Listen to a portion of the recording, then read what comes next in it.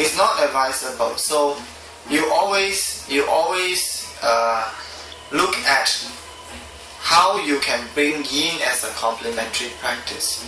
So maybe you might start with just one yin class a week.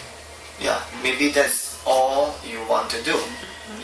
But eventually your body will have that intelligence to come into that decision to say whether do you want more or you are just happy keeping it just once a week. But your practice change. We should not have this idea that our practice remains the same. Because the requirement of our body changes as we age. Also the requirement of the practice changes as our body begins to change.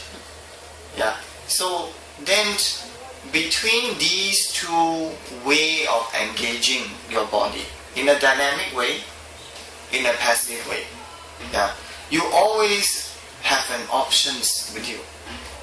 And I think it's important for people to understand that these are two legitimate options that you can choose to engage yourself physically. So you should not be thinking that it is only the hardcore, the muscle stretching that will always work for you, and that there is no other way except that way. So yin opens up another possibility of how you can engage your body physically. To me, that is a sense of liberation.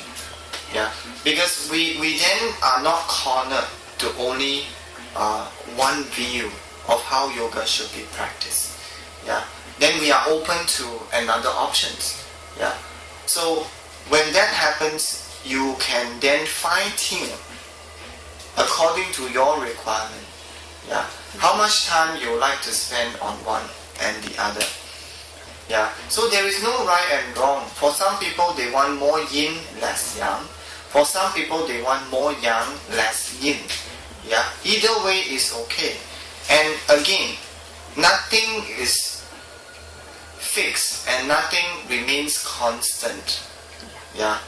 Because over time you will find that maybe if you are having more yang practices and less yin, eventually your body might tell you the opposite, that you are requiring more yin and less yang.